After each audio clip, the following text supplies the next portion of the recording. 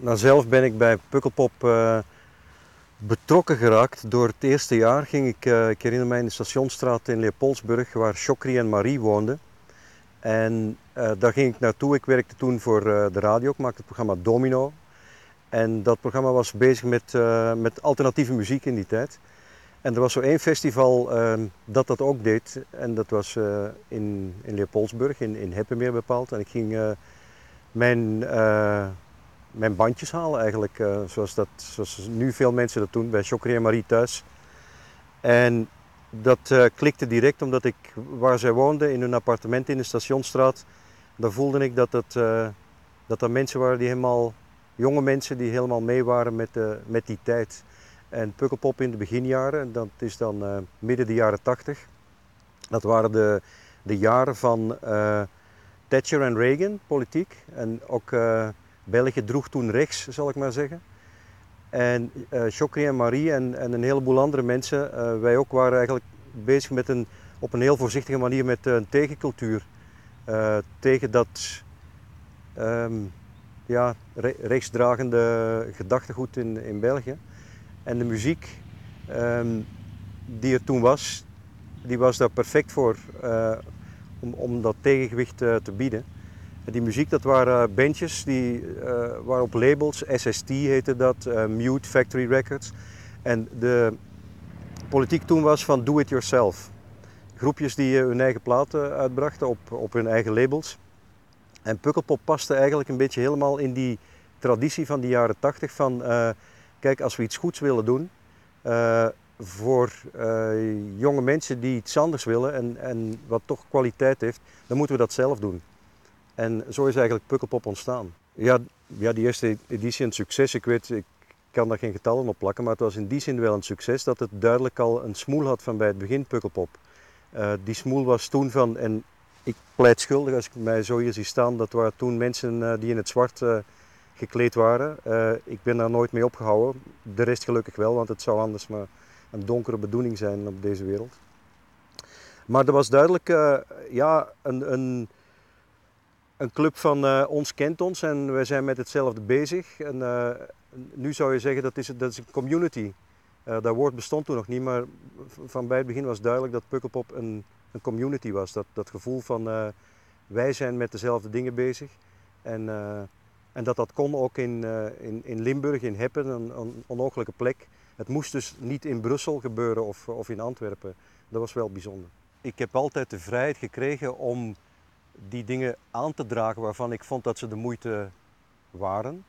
En de organisatie Pukkelpop heeft ook altijd zelf de vrijheid gehad om daaruit te kiezen wat ze zelf wilden of konden. Want ik denk dat ik soms ook wel met ideeën ben komen aandraven die dan zo verschrikkelijk duur of utopisch of onhaalbaar waren, uh, dat die er dan ook niet gekomen zijn.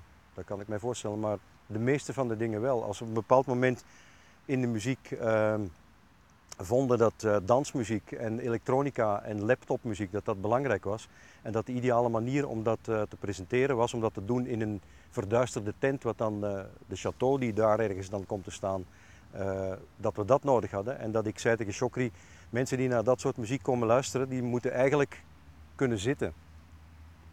En dat was in die jaren nog niet vanzelfsprekend op een festival, zoals Pukkelpop, een openluchtfestival, dat die faciliteiten er waren.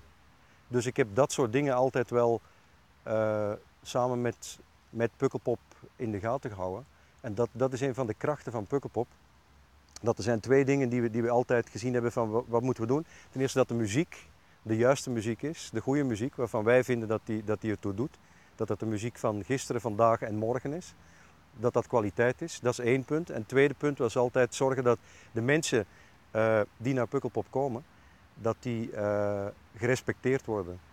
Dus Pukkelpop heeft er altijd voor gezorgd dat het niet gewoon is van we zetten hekken rond een wei, we laten daar wat muzikanten spelen en we jagen daar de mensen binnen en dat ze dan maar hun plan trekken. Nee, Pukkelpop heeft, en dat is nog altijd vind ik de kracht van het festival, dat Pukkelpop de mensen die komen verwendt met, vind ik, de beste muziek die er op dit moment is. Maar ook de aankleding, en dat gaat van die stomme maar prachtige vlaggen die hier hangen, tot ja, dat je hier kan zitten als je wil eten, dat het op banken kan, aan tafels. En ja, dat het eten van dezelfde kwaliteit is als de muziek, maar het moet wel rock'n'roll blijven natuurlijk. De dag dat we hier VIP-toestanden gaan krijgen, zoals op een heleboel andere festivals, hoop ik dat die veraf zijn of hier nooit komen eigenlijk. Wat Pukkelpop maakt, dat is de keuze van de muziek. Waar wij extreem ver in gaan en waarin Pukkelpop zijn nek durft uit te steken. Amy Winehouse bijvoorbeeld, die stond hier 6 jaar geleden. Voor iemand ook maar gehoord had van Amy Winehouse, omdat je in zo iemand, lang voor die is opgepikt door de business, kwaliteiten vermoedt. En Pukkelpop laat ook die mensen die hier zeg maar een kans gekregen hebben, ook weer terugkomen. Ja, vroeger was het één podium en was het één genre, pop en rock. Maar ondertussen is de muziek ook zo versplinterd in genres en subgenres en die allemaal even interessant zijn voor jongeren om te volgen. Dat je die ook een eigen plek moet geven. Wat ik vertelde, Chateau is een verduisterde tent waar je bij dat soort muziek hoort video, horen beelden bij. Ja, als je die wil zien, dan moet het daar donker zijn. De dancehall, die moet aangekleed worden. Het volstaat niet van daar een spiegelbol in te hangen. Nee, als je daar komt, de inkleding van die muziek moet passen bij de cultuur van die muziek. Dus dan moet je wel verschillende plekken creëren waar dat kan. Nou, de hoogtepunten voor mij, en dat zit binnen de filosofie denk ik van HJ, de humanistische jongeren die Pukkelpop organiseren, zijn niet zozeer bepaalde bands die er in die jaren gespeeld hebben, maar wel de sfeer, het gevoel van het publiek dat er is, dat die helemaal mee zijn. Als die bij een band op de mainstage, bij Snow Patrol bijvoorbeeld, van voor naar achter alles beginnen mee te zingen, totdat die band zelf zegt van shit man, wat gebeurt hier? Dat is kippenvel, dat zijn voor mij mooie momenten. Ook bij kleinere dingen hoor. Justice bijvoorbeeld, die in de dancehall spelen. En die beginnen. En het logo van Justice, dat is dus een kruisteken. En je ziet dan die band begint, die zijn een minuut bezig. En opeens steken er 600 mensen een kruis omhoog in die zaal. Dan denk ik van ja, die gasten die hier staan, die weten wel waarom ze naar hier komen en waar ze mee bezig zijn. En die gaan helemaal mee, nog altijd, in die muziek en wat dat voor jonge mensen betekent. Dat zijn voor mij hoogtepunten op Pukkelpop. Ja, iemand die naar Pukkelpop komt met echte sterallures, in de zin van, zoals dat met Guns N' Roses wel eens geweest is, van uren te laat komen onder privébegeleiding met zwaantjes van de luchthaven van Charleroi tegen 600 per uur hier naartoe komen laag vliegen. Ja, dat wordt op Pukkelpop niet echt geapprecieerd. Niet door het publiek en ook niet door de organisatie. Maar in die 25 jaar weten de meeste bands wel, en dat is de traditie van Pukkelpop, dat ze hier goed ontvangen worden. En dat ze hier ook ja, in zo'n hectisch bestaan als dat toeren, dat ze hier toch thuis zijn altijd. Dat merk je. En het leuke is ook dat de mensen die voor Pukkelpop werken, al die jongeren, dat die ook niet starstruck zijn. Dat die niet opeens raar gaan lopen of beginnen stotteren of wat dan ook als ze in de buurt zijn van grote artiesten. Dat die doorhebben dat dat ook maar gewone hardwerkende mensen zijn met veel creativiteit.